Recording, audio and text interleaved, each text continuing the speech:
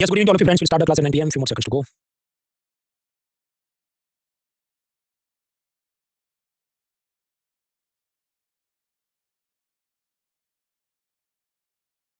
All right, friends. So now it is 9 p.m. We start this class. My first question is, can you see me? Can you hear me? देख सकते हैं, सुन सकते हैं, note करें.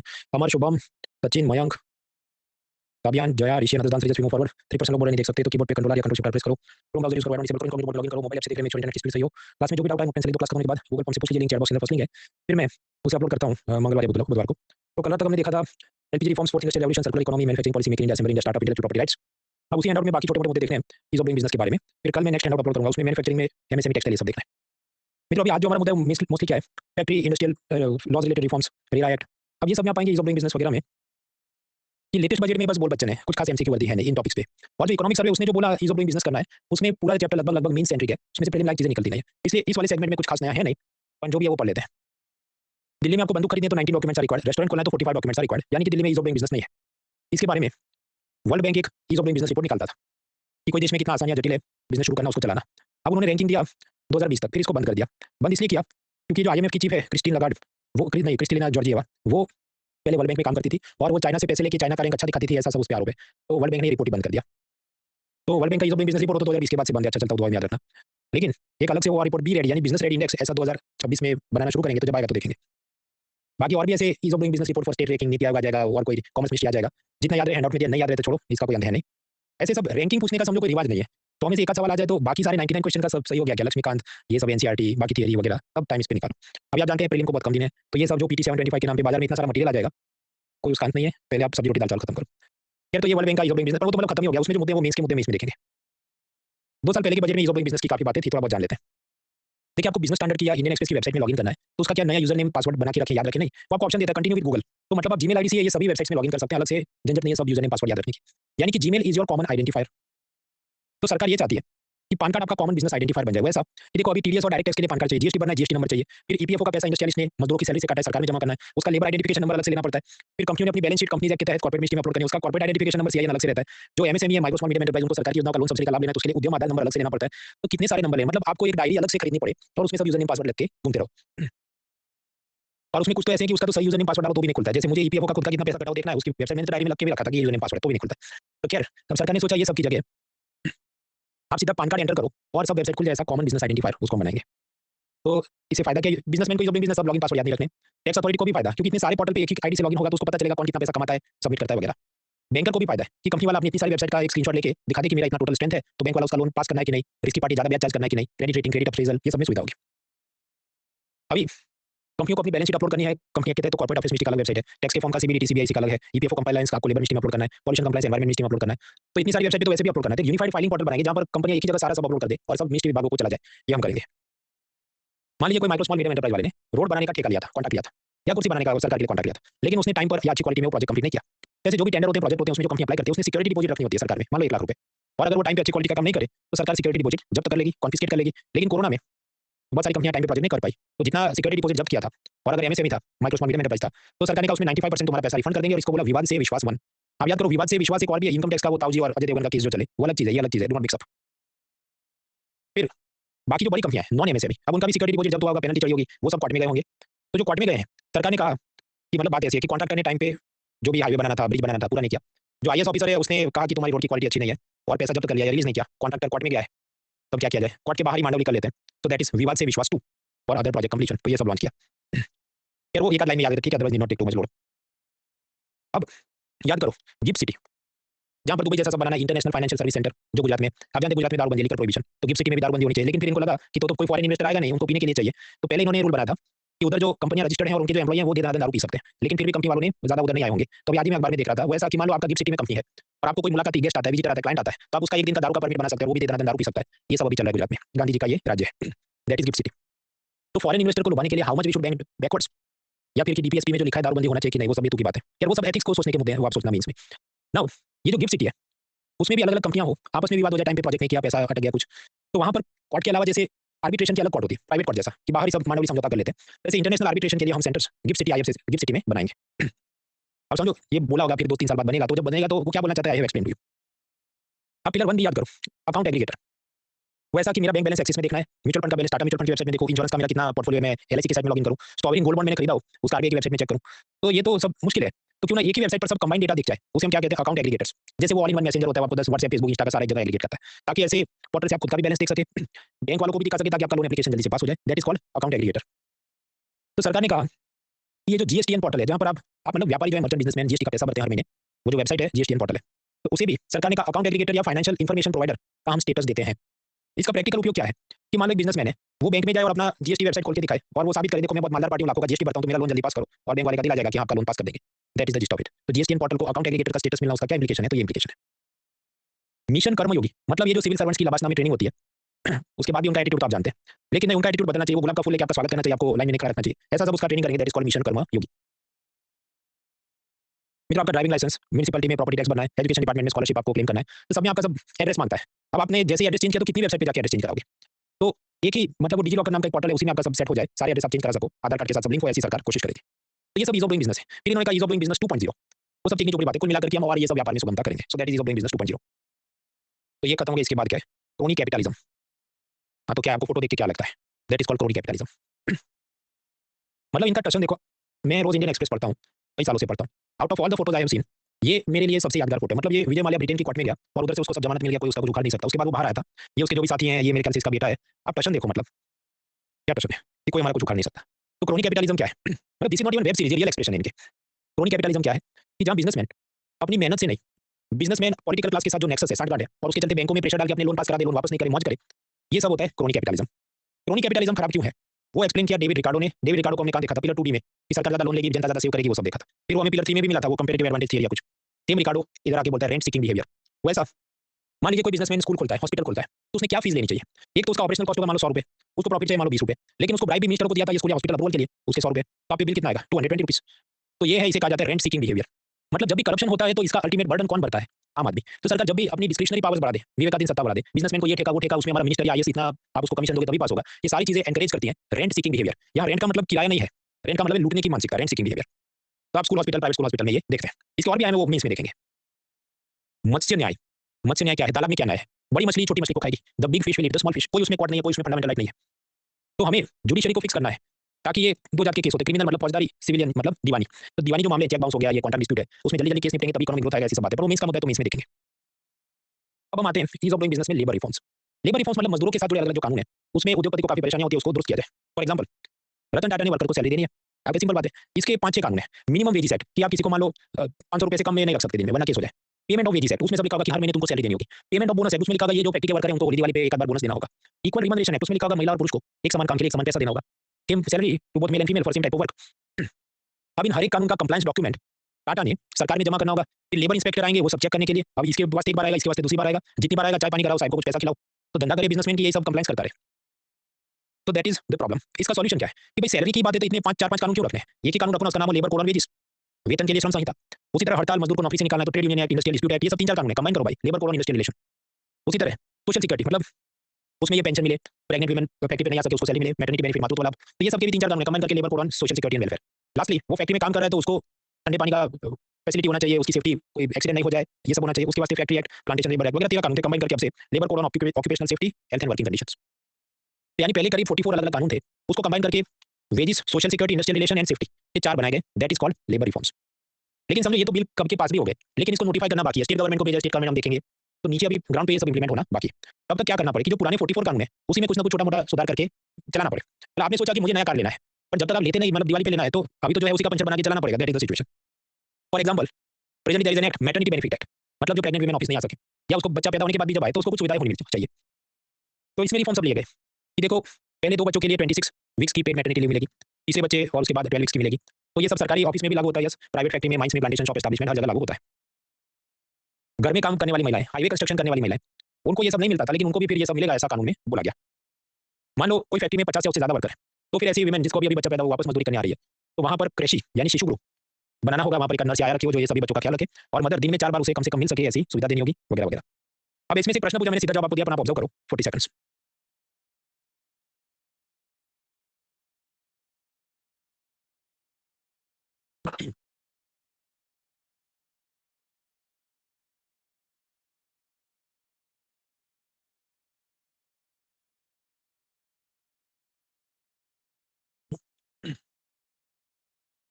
अब इसमें से देखने लायक दो चीज़ें देखिए, ये हुआ था 2017 में और पूछा गया 2019 में, मतलब 2 साल पुरानी चीज़ वो पूछी। तो कोई चीज़ जस्ट बिकॉज़ मतलब वो थोड़ा पुराना हो गया तो हम नहीं पढ़ेंगे और ये सब अपना एटीट्यूड नहीं होना चाहिए। सेकंडली यहाँ पर देखो, सेकंड स्टेटमेंट क्या कहता है कि enterprise must allow minimum 6 visit. तो आप जानते हैं गेस मास्टर्स का रूल नंबर 1 क्या है कि ये डेट्स, नेम्स, नंबर्स, एक्सट्रीवर्टेड स्टेटमेंट्स ये सब हमेशा गलत होता है, तो ये गलत है, इसलिए ये गलत है, तो ये गलत है, तो ये गलत है। सेकंड स्टेटमेंट इज़ रॉन्ग, तो by elimination the answer is. लेकिन आप साल देखो, ये 2019 का है, कोरोना के पहले से तुक्के ज़्यादा चलते थे, 2016 में तो और ज़्यादा चलते हैं। उसमें तो एक तो ऐसा पेपर था कि आप बस साइंस के सारे ऑप्शन डी टिक करो तो भी आपका सब सही लग जाए। आजकल वो ज़्यादा स्मार्ट हो गए हैं, तो तुक्केबाजी कम चलती है, तो ढंग से पढ़ा तो करना चाहिए, आँख बंद करके कुछ भी गेस मास्टरगिरी मत करो। ये बार-बार इसलिए याद दिलाना पड़ता है, अभी समझो एग्ज़ाम को 5 हफ्ते बाकी है, तो ये यूट्यूब पर बहुत सारे ऐसे बरसाती मेंढक पूरा दिन यही राग अलापते रहते हैं, तो देन पीपल गेट डिस्ट्रैक्टेड। अभी एक-एक करके अलग-अलग टाइप ऑफ वर्कर्स को प्रोटेक्ट करने के लिए कौन-कौन से कानून है समझते हैं। सबसे पहले चाइल्ड लेबर को प्रोटेक्ट करने के लिए क्या है? भारत में 14 ईयर से कम साल के कम उम्र के बच्चे भी मज़दूरी कर सकते हैं, लीगली अलाउड है। वो ऐसा कि ये जो टीवी, सिनेमा, स्पोर्ट्स है, उसमें कर सकते हैं। पूरी टप्पू सेना ये तो क्या की ज़िंदगी उसने, it is not illegal. Circus में काम नहीं करा सकते, वो इलीगल है। ये एक बात हुई। दूसरा, मान लीजिए कोई 14 ईयर से कम का बच्चा है, लेकिन वो स्कूल आवर्स के बाद नॉन हैज़ार्डस टाइप का काम करे, मतलब उसके फूल की दुकान हो माँ-बाप की और उसमें हेल्प करे, तो ये भी अलाउड है, ये इलीगल नहीं है। तो 14 ईयर से कम के बच्चों का ये हुआ। 18 और उसके बाद वाले का तो सब कुछ अलाउ है, वो आप जानते हैं। तो प्रश्न तो फिर 14 टू 18 ईयर्स में जो है, उस पे चाइल्ड लेबर प्रोटेक्शन का क्या है? तो वो नॉन हैज़ार्डस टाइप की फैक्ट्री में काम कर सकता है, ये ब्रेड बटर बिस्किट की फैक्ट्री हो। हैज़ार्डस फैक्ट्री मतलब केमिकल, पेस्टिसाइड, एसिड, बैटरी ये सब में काम नहीं कर सकता। और फिर 18 के ऊपर हो जाए तो क्या 18 और 18 के ऊपर, तो फिर तो जिधर काम करना है करो। तो चाइल्ड लेबर प्रोहिबिशन उसका कानून 86 में बना, 2016 में थोड़ा और बढ़ा है। इसके अंदर जो डिस्ट्रिक्ट मजिस्ट्रेट यानी आईएएस अधिकारी होता है, उसे काफ़ी पावर्स दिए जाते हैं। तो लेबर लॉ हम देख रहे थे, उसमें सबसे पहले तो माँ है तो मैटरनिटी बेनिफिट देखा, अब उसका बच्चा हुआ तो उससे बाल मज़दूरी का हमने कानून देख लिया। अब ये बच्चा थोड़ा बड़ा हो जाए तो टीनेजर हो जाएगा, तो टीनेजर्स का क्या है? टीनेजर्स फैक्ट्री में काम सीखने जाए उसको बोलते हैं अप्रेंटिस, प्रशिक्षु। अब इसका कानून पहले 61 में बना, उसमें सरकार तय करेगी कि ऐसा जो ये टीनेजर मतलब मोस्टली ये डिप्लोमा, डिग्री, पॉलिटेक्निक के जो बच्चे होते हैं, 2-3-6 महीने के लिए फैक्ट्री में काम सीखने जाते हैं, तो उसको कितना स्टाइपेंड मिलेगा, उसको शनि रवि छुट्टी मिलेगी कि नहीं, ये सब गवर्नमेंट डिसाइड करती थी। और फिर इंस्पेक्टर आके चेक करेगा, स्वाभाविक है कुछ गलती निकालेगा, रिश्वत मांगेगा, यही सब चलता था। और इसमें कुछ भी वायलेशन हो, तो बिज़नेसमैन को जेल हो जाए, ऐसे सब पावर थे।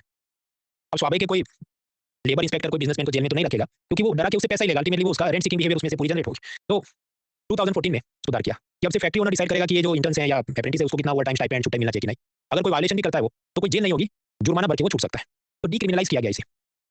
इसके बाद एक चीज़ थी फिक्स्ड टर्म एम्प्लॉयमेंट, मतलब वो ऐसा है कि मान लीजिए कोई कंपनी ने आपको 11 मंथ्स के लिए रखा है, तो कॉन्ट्रैक्ट अगर 11 मंथ का है तो 11 मंथ तक सैलरी मिले और आपके अकाउंट में ईपीएफओ, ईएसआईसी सब पैसा कटता रहे, बॉस भी अपना पैसा को कंट्रीब्यूट करता रहे, हम पिलर 1 डी में पढ़ चुके हैं। फिर 12th महीने में क्या होगा? 12th महीने में खेल खत्म, ऑटोमेटिकली माना जाएगा कि आपका नौकरी खत्म है, तो फिर आप अपने घर जाओ, दूसरा काम ढूँढो। उसके लिए अलग से नोटिस भेजना ज़रूरी नहीं है वगैरह। कुछ लोग इसमें जो भी कोर्ट में जाते होंगे कि हमको निकाल दिया जबकि एक्स वाई जेड, तो उसको क्लैरिटी देने के लिए ऐसे उन्होंने सिस्टम निकाली। अब इसके जो टेक्निकल रूल्स हैं उसका एक बार प्रश्न पूछा था, इसको हम सॉल्व करने नहीं बैठेंगे। मैंने ये चीज़ हैंडआउट से डिलीट कर दी क्योंकि एक तो आउटडेटेड है और इसके चलते भी आधा पेज पूरा हैंडआउट का बर्बाद हो रहा है। या जो भी था वो पीवाईक्यू भी हम नहीं सॉल्व करेंगे, ये मुद्दे से हम आगे बढ़ते हैं। तो that was fixed term employment. इसके बाद का मुद्दा है minimum wages and factory act. Minimum wages पढ़ते हैं फिर हम ब्रेक लेते हैं। देखिए, मिनिमम वेज का मतलब क्या है कि सपोज़ सरकार कहे ये मज़दूरों को 400 रुपए मिलने चाहिए, तो उससे कम में आप काम कराएँगे तो आप इलीगल कर रहे हैं और आपको सज़ा हो सकती है। That is called minimum wages, न्यूनतम वेतन। अब इसका कानून है, कानून में प्रॉब्लम है। Let me zoom in. Himachal में सिक्योरिटी गार्ड का मिनिमम वेज है 233 रुपीज़। जो डोमेस्टिक वर्कर होता है, घर में काम करने वाला महिला या पुरुष उसका बहुत कम है 171। अब आप सोचने बैठो कि ज़्यादातर ये डोमेस्टिक वर्कर तो फीमेल होते हैं, तो उनकी कम है और सिक्योरिटी गार्ड उसकी ज़्यादा है जो ज़्यादातर मेल होते हैं। जबकि अगर आप सिर्फ और सिर्फ कैलोरी के हिसाब से गिनो, तो पूरा दिन ये झाड़ू मारना, कपड़े धोना उसमें ज़्यादा कैलोरी जाती है। सिक्योरिटी गार्ड तो जाने वो बैठे रहता है पूरा दिन रील देखते रहता है, लेकिन फिर भी उसको ज़्यादा मिला है। तो यानी ये जो मिनिमम वेजेस हैं, इसमें जेंडर इम्बैलेंस है। इसको ठीक करना चाहिए। अब इसके वास्ते सरकार ने एक अनूप सातपति कमेटी बनाई। अब उसने जो सुझाव दिए वो सरकार को मज़ा नहीं आया। नहीं मज़ा आया तो क्या करना चाहिए? नया कमेटी बना दिया। तो खैर इसमें कुछ खास है नहीं, वो सब मेंस में हम पढ़ेंगे क्योंकि प्रीलिम का सीन बनता नहीं। खैर, ये जो सैलरी देनी है उसके मैंने आपको बताया अलग-अलग 4 कानून थे। Payment of wages, minimum wages, bonus, equal remuneration सबको कंबाइन करके अब से एक ही कानून जिसका नाम है वेज कोड। हालाँकि वो अभी तक नोटिफाई नहीं हुआ, अपन ने ऐसा कंबाइन किया है। Government differs the labour codes. इसका कारण क्या है? ये जो नया कानून आ जाएगा, इसमें सब जैसे रूल्स रेगुलेशन फॉर्मूले हैं, तो समझो अभी किसी मज़दूर को 18,000 रुपए दे रहे हैं, उसको सीधा आपको देना पड़े मान लो 25,000, तो इंडस्ट्रियलिस्ट को मज़ा नहीं आएगा। तो प्रैक्टिकल इंप्लीकेशन 2 होगी। इंडस्ट्रियलिस्ट कहे मैं अब चीज़ों का भाव बढ़ा दूँगा, प्रॉफिट मार्जिन सेम रखने के लिए, तो महँगाई बढ़ जाएगी और इंडस्ट्रियलिस्ट धमकी भी देगा कि फिर मैं आपको इलेक्शन फंडिंग नहीं दूँगा। तो इस कारण से यूनियन स्टेट सब लोग मतलब they are dragging their feet. ये करते हैं, कब करना है देखते हैं। तो ये काफ़ी टाइम से डिले है। खैर, ये जो कोड ऑन वेजेस है, इसके कुछ फीचर हमें याद रखने हैं। प्रश्न की मिनिमम वेज कौन डिसाइड करेगा कि सिक्योरिटी गार्ड को 200 रुपए देने की 500 रुपए कौन डिसाइड करेगा? यूनियन डिसाइड करेगी, स्टेट डिसाइड करे। तो अगर एयर ट्रांसपोर्ट मतलब ये इंडिगो, जेट एयरवेज़ के जो भी पायलट है, एयर होस्टेस है, रेलवे में काम करने वाले लोग, मेजर पोर्ट्स, बंदरगाह, mines, oil field, telecom, banking, insurance, central government की नौकरियाँ और सरकारी कंपनियाँ जैसे ओएनजीसी, ये सब के लिए क्या होना चाहिए मिनिमम सैलरी, ये केंद्र सरकार तय करेगी। इसके बाहर जितना है, वो सब स्टेट गवर्नमेंट तय करे। सिक्योरिटी गार्ड का क्या, डोमेस्टिक वर्कर का क्या, ड्राइवर का कितना वगैरह, वगैरह। तो दैट इज़ द बाइफरकेशन। फिर कोड ऑन वेजेस कहता है ओवरटाइम पे मिलेगा कि मान लो आपको दिन में 8 घंटे काम करने हैं, फिर उसके ऊपर 2 घंटे काम करें, एक्स्ट्रा पैसा दो। पेमेंट आपको कब मिलेगा? वो डिपेंड करता है मज़दूर और मालिक का कॉन्ट्रैक्ट क्या है। दिहाड़ी में डेली भी मिल सकता है, महीने का भी मिल सकता है। वो पेमेंट कैसे हो सकता है? Coin currency, cheque, bank transfer वगैरह से हो सकता है। फिर इसके अंदर जो मज़दूर होते हैं उनको राइट टू बोनस मिले कि उसको जो भी होली दिवाली में पैसा एक्स्ट्रा दिया जाएगा। जेंडर डिस्क्रिमिनेशन की मनाही है, equal pay for equal work होगा और पेनल्टी वगैरह के provision. So that is code on wages. हमने अब तक वर्ल्ड बैंक का वो ease of doing business, crony capitalism, judicial reforms, को इसका मुद्दा, लेबर कोड्स का परिचय दिया, मिनिमम वेजेस मैंने आपको बताया। अब जो बाकी बचता है that is factory act, industrial dispute act, RERA act वगैरह, वो भी देखते हैं, पर तब तक आप ये एमसीक्यू ट्राई करो कि इनमें से कौन सी चीज़ों का पेटेंट हो सकता है या नहीं हो सकता। Break for 5 minutes.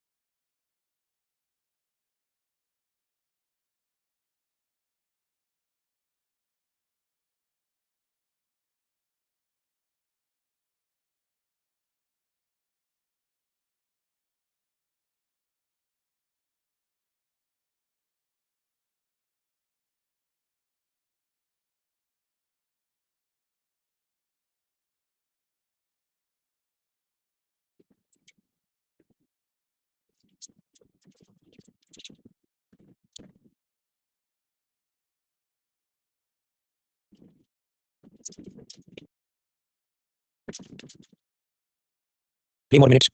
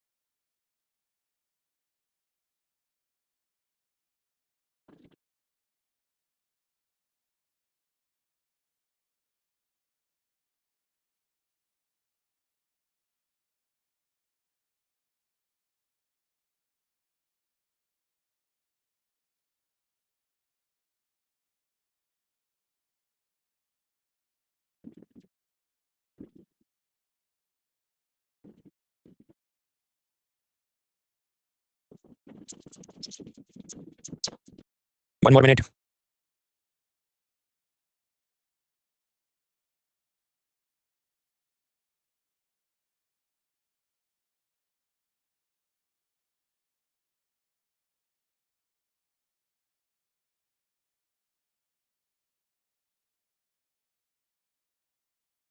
Alright friends, तो ये जो प्रश्न है, आई थिंक इसके 2 जवाब हो सकते हैं जब मैं अभी सोचने बैठा। उसका कारण ये है, आप याद करो क्या पेटेंट नहीं हो सकता?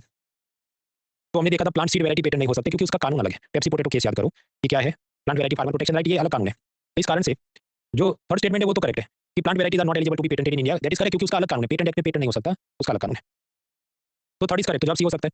बी भी हो सकता है अगर सेकंड स्टेटमेंट करेक्ट हो। ये जो है इंटेलेक्चुअल प्रॉपर्टी अपीलेट बोर्ड, ये मुझे चेक करना पड़ेगा। उस जमाने में तो था जब इन्होंने पूछा, लेकिन आजकल शायद इसको उन्होंने डिलीट कर दिया। वो मामला क्या पिलर 6 में मुझे देखना पड़ेगा।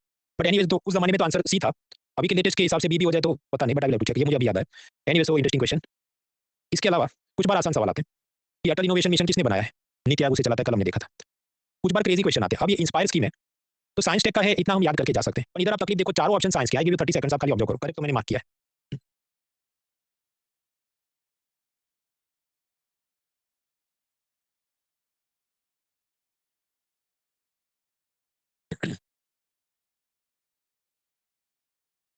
अब ये जो यूट्यूब पर बरसाती मेढक यानी कि गेस्ट मास्टर होते हैं, वो कहते हैं नहीं तुम वर्ड एसोसिएशन करो ना। इंस्पायर का क्लोजेस्ट सिनोनिम क्या है? अट्रैक्ट। तो ये हो सकता है भाई, तो वो नर्चर भी तो कर सकता है ना, नर्चर करके भी तो इंस्पायर हो सकता है। मिस्टर मियागी कैसे वो कराटे किड को ट्रेनिंग देता है यार, बट प्रॉब्लम इज सारे के सारे में रिसर्च रिसर्च रिसर्च है, तो एलिमिनेट करने का स्कोप थोड़ा कम रहता है। ऐसा ही एक और चीज पूछी, जस्ट अ मिनट। अभी जो लेटेस्ट सीरीज की पेपर निकली उसमें पूछा मानस स्कीम क्या है। अब मानस भी ऐसा ही साइंस टेक का ही है, लेकिन उसमें ऐसा है कि क्लास 6 से 10 के बच्चों को सब साइंस रिसर्च में भेजेंगे। It is very difficult to memorise things for such small small schemes. बड़ी योजना तो पता हो हमें, ठीक है, ये योजना में इतना इतना लिमिट था, तो ये सबको नहीं पता तो स्किप करना बेहतर है। यार वो सीरीज के पेपर की आंसर की और वो सब मैं कल अपलोड करता हूँ यूट्यूब पे, टाइम मिले तो देखना। तो हम लोग पढ़ रहे थे ईज ऑफ डूइंग बिजनेस, वहाँ मिनिमम वेजेस तक हमने पढ़ा। अभी नेक्स्ट मुद्दा है फैक्ट्री एक्ट। फैक्ट्री एक्ट में क्या है? What is the definition of factory? Factory का मतलब जहाँ मैन्युफैक्चरिंग होता है और पिछले 12 महीने से हो रहा है, उसमें अगर पावर नहीं यूज हो रहा है, मतलब आज से ही मान लो कपड़ा बनाने का कोई कारखाना है, तो उसमें 20 या ज़्यादा वर्कर है तो हम कहेंगे फैक्ट्री है। मान लीजिए पावर यूज हो रहा है, मतलब इलेक्ट्रिसिटी या कोल की मदद से मशीन चला के कुछ प्रोडक्शन हो रहा है और मिनिमम 10 या उससे ज़्यादा वर्कर है, तो उसे हम फैक्ट्री कहेंगे। तो उस हिसाब से किंगफिशर बियर बनाने वाली जो चीज़ है उसे हम फैक्ट्री कहेंगे, हाँ। लेकिन समझो इसमें आपका फैक्ट्री है यूनिट, वो कोई बहुत बहादुरी का या मेडल लेने की बात नहीं है, क्योंकि आपकी रिस्पॉन्सिबिलिटी बढ़ जाएगी अगर आप फैक्ट्री ओनर है। अंडर द फैक्ट्री एक्ट 1948 अगर आपका यूनिट फैक्ट्री डेफिनेशन में आता है तो फिर वॉशरूम लगाओ, पीने के पानी की सुविधा होनी चाहिए, विमल गुटखा खा के थूकने की सुविधा होनी चाहिए, पेशी यानी शिशु गृह होना चाहिए, महिलाओं को रात की शिफ्ट में काम नहीं करा सकते, डेंजरस मशीन के पास काम नहीं करा सकते, इसके लिए इंस्पेक्टर चेक करने आएगा, नहीं माना तो जेल हो सकता है। अब क्या जेल तो किसी को होगा नहीं, वो रिश्वत लेके चला जाएगा, that is the factory act. तो ईज ऑफ डूइंग बिजनेस को ये कम करता है। तो फिर कुछ स्टेट्स ने ये सोचा कि देखो लेबर तो कॉन्करेंट लिस्ट में आता है, समवर्ती सूची, यूनियन भी कानून बना सकता है, स्टेट भी कानून बना सकता है। तो कुछ स्टेट ने ये सोचा कि देखो हम डेफिनेशन ही चेंज करते हैं ना, ताकि छोटी फैक्ट्रियों को माफी मिले। कि अभी क्या था कि सपोज 10 या उससे ज्यादा वर्कर हैं तो फैक्ट्री गिनेंगे, उसको बढ़ा के बोल देते हैं 20 या 50, ताकि स्मॉल फैक्ट्रीज आर एग्जेम्प्टेड, वो सब ये करना नहीं पड़े उन्हें। फिर कुछ और अमेंडमेंट कर देंगे कि वीमेन को नाइट शिफ्ट में भी और डेंजरस मशीन के पास भी काम करा सकते हैं। जो छोटे मोटे वायलेशन है उसके लिए जेल नहीं होगा, सिर्फ पेनल्टी होगी। तो ऐसा ईज ऑफ डूइंग बिजनेस की कोशिश मध्य प्रदेश, राजस्थान वगैरह में स्टेट्स ने की है। लेबर मिनिस्ट्री का एक श्रम सुविधा पोर्टल है, तो बिजनेसमैन ने यहाँ पर जाके सब अपलोड करना पड़ता है। ये मेरा जो भी कंप्लायंस रिपोर्ट है मैंने ये चीजें पालन किया है। सामने फैक्ट्री या लेबर इंस्पेक्टर भी आके वहाँ पर इंस्पेक्शन करेगा, तो उसने भी ये रिपोर्ट विद इन 48 आवर्स इस पोर्टल पे अपलोड करना। उससे फायदा क्या है कि जितना ज्यादा डिले हो तो करप्शन और ड्राइवरी के स्कोप बढ़ जाते हैं, उसको कम करने के लिए ऐसे रूल्स बनाए। आपको याद हो ये कई बार ड्रंक ड्राइविंग का केस होता है कि नाबालिग बच्चा गाड़ी लेके कई लोगों को उड़ा दिया और उसने दारू पी के रखी होती है। अब दारू ऐसी चीज है कि वो तुरंत आप उसका लैब टेस्टिंग कराओ तो ही मिलेगा, फिर आप 2 दिन बाद कराओ तो नहीं मिलेगा उसका कोई सबूत। तो इसलिए कुछ टाइम बाउंड मैनर भी होना चाहिए, नहीं तो बीच में ज्यादा जितना गैप देते हैं तो एविडेंस डिस्ट्रॉय करने का, करप्शन करने का स्कोप रहता है। So government is taking such reforms. तो दैट इज फैक्ट्री एक्ट। उसके बाद इंडस्ट्रियल डिस्प्यूट एक्ट क्या है? इंडस्ट्रियल डिस्प्यूट एक्ट ऐसा कि कोई फैक्ट्री में 100 या उससे ज्यादा वर्कर है और उसमें मालिक को ये लगे कि मुझे रिट्रेंच करना है, मतलब इसमें से 20-50 लोगों को निकाल देना है क्योंकि रोबोटिक मशीन आ गई तो मुझे इनकी जरूरत नहीं है। या फिर उसको कभी ऐसी इच्छा हो जाए कि ये शनि रवि को भी काम करना पड़ेगा क्योंकि फॉरेन से बड़ा सा कॉन्ट्रैक्ट आया है। जैसे कुछ भी चीज उसने अगर एम्प्लॉयर ने चेंज करनी है तो वर्कर्स को एडवांस नोटिस देना होगा। जो भी नौकरी से निकालना है, ऑफिस आवर्स चेंज करने हैं, छुट्टी के दिन चेंज करने हैं, अगर वर्कर को कंप्लेन है तो वो लेबर मिनिस्ट्री में जाके कंप्लेन कर सकता है। ऐसा ये इंडस्ट्रियल डिस्प्यूट एक्ट है। अब इसमें भी कई बार ये होता है कि छोटी फैक्ट्रियों को कुछ लोगों को निकालना होता है, वो फिर कोर्ट में जाते हैं और सब सालों तक केस चलता है। तो राजस्थान, मध्य प्रदेश वगैरह ने कोशिश की कि देखो 100 वर्कर हैं तो ये कानून लागू होता है, तो हम इसको चेंज करते हैं कि सपोज 250 वर्कर हो गए, ऐसी बड़ी फैक्ट्रियों को ये सब मानना होगा, छोटी फैक्ट्री दे देना, जिसको नौकरी पे रखना है, निकालना है, हायर फायर करते रहो, ताकि ईज़ ऑफ डूइंग बिजनेस हो जाए और दे देना हमारे स्टेट में इन्वेस्टमेंट आता रहे। इकोनॉमिक सर्वे कहता है कि ऐसा सब करने से कॉम्पिटिटिव फेडरलिज्म बढ़ता है, क्योंकि अगर राजस्थान या मध्य प्रदेश ऐसा करेंगे तो बिजनेसमैन वहाँ फैक्ट्री ज़्यादा खोलेंगे, बंगाल में फैक्ट्री कम खोलेंगे, तो बंगाल गवर्नमेंट पे प्रेशर बनता है कि अब हमें भी अपना कानून चेंज करना चाहिए और यहाँ पर बिजनेस फ्रेंडली एटमॉस्फेयर बनाना चाहिए। ये जो इंडस्ट्रियल डिस्प्यूट एक्ट है, जिसमें अगर वर्कर को आपने नौकरी से निकाला या उसका जो भी हॉलिडे के रूल्स चेंज किए, तो कंप्लेन कर सके, उसके वास्ते लेबर मिनिस्ट्री का समाधान पोर्टल है, समाधान पोर्टल। ये इंडस्ट्रियल डिस्प्यूट एक्ट में वर्कर्स को राइट टू स्ट्राइक यानी हड़ताल पे जाने का अधिकार है, लेकिन समझो ये स्टैट्यूटरी राइट है, कानून से दिया, फंडामेंटल राइट नहीं है, बुनियादी अधिकार नहीं है, संविधान में नहीं लिखा है हड़ताल जाने का हक है। अब ये जो स्टैट्यूटरी राइट है, इसमें भी कुछ कैवियट यानी शर्तें हैं कि गवर्नमेंट एम्प्लॉई हड़ताल पे नहीं जा सकते, पब्लिक यूटिलिटी एम्प्लॉई हड़ताल पे नहीं जा सकते। पब्लिक यूटिलिटी मतलब बिजली कंपनी, टेलीकॉम कंपनी, क्योंकि सोचो अगर वो हड़ताल पे गए तो पूरा इकोनॉमी रुक जाएगा और इकोनॉमी से भी ज्यादा सिक्योरिटी की प्रॉब्लम आ जाए कि सारे टेलीफोन बंद हो जाए, बिजली चला जाए तो फिर चोर उचक्के ये सब लूटपाट मचा दे, आप कहाँ कॉल करोगे, किसे बुलाओगे? तो इसलिए पब्लिक यूटिलिटी सर्विस के एम्प्लॉई हड़ताल पे नहीं जा सकते, और जाना है तो मान लो उसको ऐसा होगा कि 2 महीने 5 महीने पहले नोटिस देना पड़े। So that is right to strike. मान लीजिए ऐसी पब्लिक यूटिलिटी जो है, गवर्नमेंट ऑफिसर्स, ये बिजली टेलीकॉम कंपनी, उसमें वर्कर अगर स्ट्राइक पे जाएगा तो वो इलीगल स्ट्राइक मानी जाएगी। इलीगल स्ट्राइक का इंप्लीकेशन ये होगा कि फैक्ट्री का मालिक उसको नौकरी से निकाल सकता है, या फैक्ट्री का मालिक उस पे सैलरी काट दे, तुम्हारे चलते हमारा इतना नुकसान हुआ, पे फॉर कॉम्पेंसेशन, ऐसा ओनर वर्कर से पैसा मांग सकता है। अब ये तो सब चल ही रहा था प्रैक्टिकली, आप जानते गवर्नमेंट एम्प्लॉय भी हड़ताल पे जाते हैं, सब होते रहता है, बैंक एम्प्लॉय भी बड़ा टाइम पे हड़ताल पे जाते हैं, पर ये तो सब एमसीक्यू के लिए याद रखना है। 2020 में कोरोना आया, कोरोना में सरकार ने ये कहा था कि जिन महिलाओं के प्रधानमंत्री जनधन योजना में बैंक अकाउंट है, उनको 3 महीने 500 रुपए देंगे। तो महिलाओं की लाइन लगेगी कि हमें बैंक से पैसा उठाना है, बहुत गरीब है, लेकिन बैंक वाले उसी वक्त हड़ताल पे चले जाएं तो कैसे चलेगा, वैसे भी सब लोग परेशान हो कोरोना के चलते। तो इसलिए गवर्नमेंट ने नोटिफाई किया कि अब से बैंकिंग इंडस्ट्री भी पब्लिक यूटिलिटी सर्विस है, मतलब वहां पर जो वर्कर्स हैं, बैंक मैनेजर एम्प्लॉय, वो हड़ताल पे जा नहीं सकते। हालांकि उसके बाद भी हड़ताल तो होते रहती है। खैर, ये कोरोना में स्टेट गवर्नमेंट ने तय किया कि देखो ये फैक्ट्री लेबर लॉज को हम सस्पेंड कर देते हैं, क्योंकि फैक्ट्री लॉ में मैंने आपको बताया ये सब पानी की व्यवस्था है कि नहीं, थूकदान है कि नहीं, वॉशरूम है कि नहीं, ये सब इंस्पेक्टर चेक करने आया। कोरोना में वो वैसे भी परेशान है तो ये सब में काम फंसता रहे, तो इंडस्ट्रियलिस्ट को मदद करने के लिए गुजरात ने कहा कि अगले 1000 दिन तक लेबर लॉ सस्पेंडेड, कोई फैक्ट्री इंस्पेक्शन नहीं होगा। यूपी सरकार ने कहा 3 साल के लिए लेबर लॉ सस्पेंड करते, कोई इंस्पेक्शन नहीं, मतलब कोई लेबर इंस्पेक्टर विजिट में नहीं आएगा, फैक्ट्री ओनर चाहे तो दिन में ज्यादा घंटे काम भी करा ले, कोई पूछने वाला नहीं। अब स्वाभाविक है ऐसा सब होगा, suspension of the labour laws, तो वर्कर का फिर प्रोटेक्शन कैसे होगा? उसको तो दे देना ज्यादा काम कराएं, फिर ओवर टाइम नहीं मिले, उसकी कोई सेफ्टी और अम्यूनिटीज, वॉशरूम, स्पीटून, ऐसी कुछ नहीं मिले, तो ये ठीक बात नहीं होगी। कंपनियां फिर किसी को भी नौकरी पे रखेंगी, निकाल देंगी, ईपीएफओ ये कुछ पैसा नहीं देंगी, बहुत सारे इश्यूज आ सकते हैं अगर 3 साल तक किसी को इंस्पेक्ट ही ना किया जाए। तो what is the way forward? अब कॉन्स्टिट्यूशन में 7 शेड्यूल है, 7वीं अनुसूची, सिटीजनशिप का कानून यूनियन बना सकता है, लैंड का, दुकानों का कानून स्टेट बना सकता है, लेबर, इंसॉल्वेंसी, बैंक्रप्सी, ये सब कॉन्करेंट लिस्ट में आते हैं, मतलब यूनियन और स्टेट दोनों कानून बना सकते हैं, पर उसमें आप जानते हैं कि यूनियन का कानून सर्वोपरि माना जाएगा, the union law will take the precedence over the state laws. Last residue है कि सपोज पबजी और ऑनलाइन गैम्बलिंग का तो कोई कानून नहीं, तो वो यूनियन बना सकता है। खैर, तो कॉन्करेंट लिस्ट में ये सब लेबर लॉज आते हैं। अब इसमें स्टेट्स क्या बोले कि हम अगले 3 साल तक कोई लेबर लॉ नहीं रखना है, सब सस्पेंड, कोई एफआईआर, कोई इंस्पेक्शन नहीं। अगर कॉन्करेंट लिस्ट में कोई कानून है तो आप जानते हैं parliament will prevail over the states law, केंद्र की संसद सर्वोपरि है, राज्य की विधानसभा उसके नीचे है। दूसरा आर्टिकल 254 कहता है कि अगर स्टेट गवर्नमेंट ऐसे कानून में चेंज भी करना चाहे तो उन्होंने प्रेसिडेंट की परमिशन लेनी होगी, भले उनका खुद का कानून है, पर कॉन्करेंट लिस्ट में तो उन्होंने फिर से प्रेसिडेंट को चेंज के लिए भेजना होगा कि ये 3 साल तक हम सस्पेंड करें, राष्ट्रपति की अनुमति लेनी होगी। तो फिर क्योंकि इतना हंगामा विरोध हुआ तो स्टेट जो बोले थे अगले 3 साल और 1000 दिन के लिए हम कानून को सस्पेंड करते हैं, यूनियन गवर्नमेंट ने क्लैरिफाई किया कि ऐसा कोई भी कोई स्टेट गवर्नमेंट चेंज करेगा हम अप्रूव नहीं करेंगे, हम मतलब प्रेसिडेंट अप्रूव नहीं करेंगे, और आप जानते हैं प्रेसिडेंट खुद निर्णय नहीं लेते, प्राइम मिनिस्टर और मिनिस्टर ऑफ काउंसिल बोले उस हिसाब से करते हैं।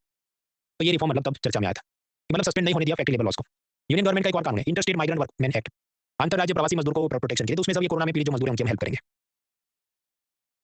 फिर ईज ऑफ डूइंग बिजनेस के नाम पे सरकार लेकर आई जन विश्वास बिल 2022, वैसा एक ही बिल के जरिए बहुत सारे कानून में चेंज कर दिया। For example, information technology act में ऐसा है कि आप किसी की पर्सनल इंफॉर्मेशन, उसका फोन नंबर, एड्रेस, ये सब लीक कर दो तो पहले 3 साल तक जेल हो सकती है, अब ऐसा नहीं, 25 लाख तक का जुर्माना, कोई जेल नहीं, डिक्रिमिनलाइज कर दिया। तो कुछ जगह पर कानून को सरल किया, कुछ जगह पर टाइट भी किया, जैसे पेटेंट एक्ट में कोई फॉल्स क्लेम करे कि फोल्डेबल स्क्रीन सैमसंग ने बनाया, अभी मैं ऐसे ही फालतू का फाइल कर दूं तो फिर मुझे पहले लाख रुपए तक की सजा होती थी, बढ़ा के 10 लाख की। तो ये हुआ जन विश्वास बिल, एक बार तो बन चुका है। अब सरकार ने 2025 बजट में क्या बोला, इसका वर्जन 2.0 लाएंगे और कुछ और कानूनों में भी हम लोग ईज ऑफ डूइंग बिजनेस करेंगे। तो that is minimum wage factory act, industrial dispute act. आखिरी मुद्दा आता है शॉप्स एंड रेरा। तो देखिए, लैंड एंड शॉप एस्टैब्लिशमेंट ये सब स्टेट लिस्ट में आता है, तो राज्य सरकार कानून बनाती है। तो दुकानें, शॉपिंग मॉल, ये सब स्टेट लिस्ट में है, तो वहां पर वर्कर को कितना सैलरी मिले, क्या हॉलिडे होगा, वर्क आवर होगा, ये सब स्टेट तय करे।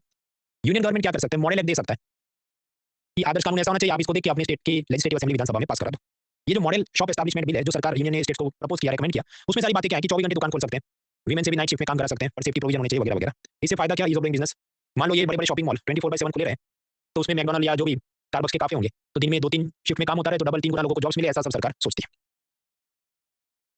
लास्टली रेरा, रेरा का फुल फॉर्म याद रखना है, 2016 में बना, साल भी याद रखना है, real estate regulation and development act. तो आप जानते हैं लैंड तो स्टेट लिस्ट में है, तो रियल एस्टेट का कानून केंद्र कैसे बना सकता है, वो असल में कॉन्ट्रैक्ट है, व्हेन यू बाय और sell property that is a contract. तो purchase of home property, real estate, ये सब कॉन्ट्रैक्ट है, ऐसा बोल के कॉन्करेंट लिस्ट में आता है, तो यूनियन और स्टेट दोनों कानून बना सकते हो, यूनियन का कानून ऊपर होगा, ये सब बोल के सरकार ने रेरा एक्ट बनाया है। रेरा एक्ट का मैकेनिज्म क्या है, कोई बिल्डर नया स्कीम लेके आता है कि मुझे ये फ्लैट बनाने वाला, तो ऐसा अपनी मर्जी से चालू नहीं कर सकता, सबसे पहले उसने रेरा की वेबसाइट में जाना है, प्रोजेक्ट को रजिस्टर कराना है, अप्रूव लेना है, और उसी नंबर मिलेगा, सपोज रेरा नंबर 1 2 3, उसके बाद ही वो न्यूज़पेपर में एड्स दे सकता है, होर्डिंग बैनर लगा सकता है कि मेरा ये प्रोजेक्ट अप्रूव हुआ है, ये रेरा नंबर है, आपको ज्वाइन करना है तो ज्वाइन करो। फिर जनता उसमें उसको पैसा देगी, जो भी 50 लाख 1 करोड़ कि हमको ये फ्लैट चाहिए, और फिर वो पैसा एक अलग बैंक अकाउंट में उस बिल्डर ने रखना होगा, कैश में नहीं ले सकता, उसमें रखना होगा एक अलग बैंक अकाउंट में। अब इधर कुछ भी बवाल होती है कि पैसा लेके प्रोजेक्ट कंप्लीट नहीं किया, बेकार क्वालिटी का मकान बनाया, तो ऊपर फरियाद में आप जा सकते हैं, रियल एस्टेट रेगुलेटरी अथॉरिटी, उसके भी ऊपर फरियाद में जाना है तो उसकी अपीलेट ट्रिब्यूनल में जा सकते हैं। प्रश्न इधर कौन जज होता है? IAS, usually retired IAS officers को इधर बिठा देते हैं, रेरा के जो भी ट्रिब्यूनल या उसकी अथॉरिटीज है। तो आरबीआई का बॉस भी, सेबी का बॉस भी, आधार कार्ड वाला बॉस भी, director general of civil aviation भी और रेरा का भी, सब जगह आईएएस का ही शासन है। तो IAS provides me a wider opportunity and platform. जब इंटरव्यू में पूछा जाए तो बोल ही नहीं पाते कि तुम असल में समझते क्या हो, तो भाई तुमको प्रैक्टिकल पता नहीं, तुम क्या समझते हो उस चीज से। तो दैट इज रेरा। अब रेरा के फीचर क्या है? मान लीजिए प्रोजेक्ट डिले हो गया और आपने तो बैंक से लोन लेके रखा है, लेकिन इसने डिलीवरी नहीं दिया, तो आपका जो महीने का ब्याज चढ़े वो कॉर्टिस को बोलेगी, तुम भरो, बिल्डर को बोलेगी। कुछ बार ऐसा बिल्डर बीच में प्रोजेक्ट अधूरा छोड़ के भाग जाए, तो कोई दूसरे बिल्डर को ये अथॉरिटी बोलेगी तुम प्रोजेक्ट कंप्लीट करो, और इस बिल्डर का जो बैंक अकाउंट था इस प्रोजेक्ट के लिए वो दूसरे बिल्डर को दे दिया जाएगा। आपने जो बिल्डिंग खरीदी उसमें कुछ भी डिफेक्ट निकले, ये दीवारें बर्बाद है या कुछ, तो 5 साल तक फ्री मेंटेनेंस देना होगा। तो आप ये तो सब बेस्ट चीज़ है, पर असल में क्रिटिक्स का ये कहना है, आप समझो कोई आपने महंगी कार ली, फिर सस्ती तो कार कोई है ही नहीं आजकल, सब 10 लाख की आती है, मान लो 10 लाख की आपने कार ली। अब अगर मारुति ये कहेगी तुमको 2 साल का वारंटी फ्री है, तो मुफ्त तो कुछ नहीं है। उसने क्या किया होगा, असल में गाड़ी 8 लाख की होगी, वो 2 लाख का गिन के 10 लाख में बेच रहा है, फ्री में तो कोई वारंटी आपको दे नहीं रहा है, वो प्राइस बढ़ा रहा है। सो क्रिटिक्स से ये जो सब प्रोविजन है 5 साल तक फ्री मेंटेनेंस, वो उसके चलते मकान महंगे हो रहे हैं। खैर, ये रेरा इसकी अच्छी बात क्या है, सब ऑनलाइन काम होता है, ईज़ ऑफ डूइंग बिजनेस है, कंज्यूमर प्रोटेक्शन की बात है। इसमें आप बिल्डर को कैश नहीं, आपने जो पैसा दिया उसके बैंक अकाउंट में जाएगा, तो टैक्स इवेजन का स्कोप कम रहता है। कुछ बार ये बिल्डर क्या करते थे, एक ही प्रॉपर्टी मिस्टर ए और मिस्टर बी दोनों को बेच दी, तो फिर सब पैसा निकालने में मुश्किल होती है, लेकिन अब क्या पैसा सब बैंक ट्रांजेक्शन हो रहा है, तो प्रूव करना और निकालना थोड़ा मुश्किल रहता है, मतलब प्रोटेक्शन ज़्यादा रहता है। तो हमने देख लिया crony capitalism, judicial reform, labour codes, minimum wages, factory act, industrial dispute, RERA, ये सब हमने देखा। एक आध पीवाईक्यू हम सॉल्व करेंगे, फिर बाकी की जो कहानी है वो हम कल करेंगे। पहले पीवाईक्यू करते हैं, फिर बाकी की कहानी समझते हैं। Try this question, I give you 40 second, पहले दिमाग में उतारो फिर सॉल्व करते हैं।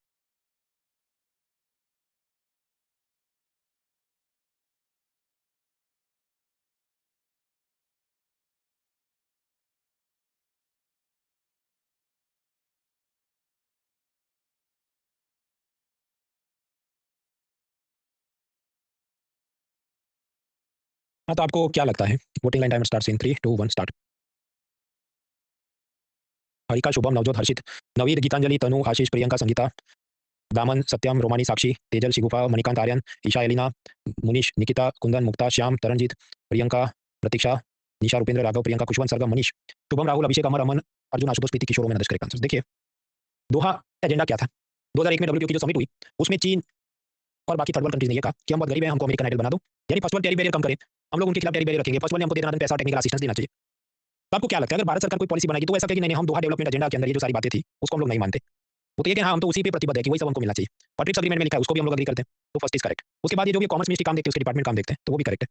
तो हालांकि उसमें 2 डिपार्टमेंट है, ओनली वन नहीं 2 डिपार्टमेंट है, बेसिकली कॉमर्स मिनिस्ट्री इसका काम देखती है, तो the answer is C, both 1 and 2। Interesting question, और आप सोचो तो लॉजिकल एलिमिनेशन से कुछ काम एटलीस्ट 50-50 तो हो सकता है। इसके बाद देखिए हमने LPG reforms, production linked incentive scheme, startup IPR खत्म किया, जो बिजनेस फैक्ट्री लेवल लॉस खत्म किया, तो पहला हैंडआउट खत्म हो गया, जो इसके मान लो 40 पेज हो। कल मैं नेक्स्ट हैंडआउट अपलोड करूंगा, उसमें manufacturing, MSME, textile services, quality control, consumer rights ये सब होगा, वो जो भी 20-25 पेज का होगा। ये जानबूझ के मैंने इसको बाइफरकेट किया है ताकि आपको भी थोड़ा सुकून रहे, क्योंकि आप याद करो जो पिलर 4A2 मतलब एग्रीकल्चर आउटपुट, उसमें मुश्किल से 150 लोग ही टेस्ट दे पाए, उनकी भी मतलब जिन्होंने नहीं दिया तो कुछ लोग तो आलसी होंगे, पर बहुत सारे ऐसे क्योंकि बहुत सारे बैकलॉग हो जाए, कंटिन्यू सब चलता रहे, तो थोड़ी शांति मिलनी चाहिए। आपको वी आर स्टार्टिंग पॉइंट जो ये शनि रवि में आप वो बाकी जो भी बैकलॉग है या पुराने टेस्ट है वो कंप्लीट करो, क्योंकि इसके बाद और भी हैंडआउट तो आते रहेंगे। हालांकि ये हल्का फुल्का हैंडआउट है, इसके बाद जो नीति आयोग प्लानिंग कमीशन का हैंडआउट आएगा वो भी हल्का फुल्का ही है, but you need to be punctual, जब भी छुट्टियां मिले तो आप उसको कंप्लीट करें।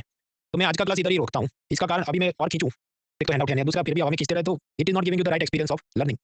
आपको मैंने पहले भी बताया था कि ये गुजराती डाइनिंग हॉल है, उधर मुझे खाना पसंद है, क्योंकि वो आपको शांति से खाने नहीं देते, दर कुछ ना कुछ डालते रहे, रोटी है, दाल चावल, क्योंकि उसको जल्दी से आपको भगा देना है ताकि दूसरा बैठे उस सीट में तो उसको डबल पैसा मिले। That is not dining experience. Dining experience क्या, आप थोड़ा खाओ, दोस्तों के साथ बात करो, फिर थोड़ा खाओ, प्रोसेस है। तो उसी तरह पढ़ रहे हैं तो क्या थोड़ा पढ़ा, रिवाइज किया, टेस्ट दिया, फिर थोड़ा बड़ा रिवाइज किया, टेस्ट दिया, it should go like that. तो धीरे धीरे हम इसे निपटा रहे हैं, आपको स्पेलिंग से पहले निपटा देंगे, तो नीड नॉट वरी। अब आप में से कुछ लोग ऐसे होंगे जो 2026 को टारगेट करें, तो इनको बहुत लोड नहीं लेना है, 5 हफ्ते बाद प्रीलिम्स है या कुछ। 2025 को जो टारगेट करें वो 2 जाके होंगे। एक मेरे पुराने स्टूडेंट जो रिवीजन के लिए बैठे थे उनको भी लोड नहीं लेना है, एक जो नए स्टूडेंट्स हैं उनमें से कुछ को प्रेशर बना रहा है कि भाई तो फिर कब खत्म होगा, एग्जाम से कोशिश तो रहेगी 10-15 दिन पहले खत्म हो जाए, but still if you remain worried तो इससे पहले वाला जो मैंने रिकॉर्डेड कोर्स कंप्लीट किया क्या पीसीबी 12 उसे आप निपटा दो, और उसके बाद फिर अपडेट देखते रहो। अपडेट हालांकि खास कुछ है नहीं, विन 25 सीरीज चली रही है, बट अपडेट्स में समझो बजट और इकोनॉमिक्स में इतनी सारी बातें हैं, ये तो पढ़ाना है तो निकालना पड़े, but if you think in terms of pure MCQ potential तो बहुत कम ऐसी चीजें जिनका सेंस बनता है। एनीवेज वो सब चलते रहता है, कल रात हम मिलते हैं, आगे की कहानी जारी रहेगी। And the class here, let's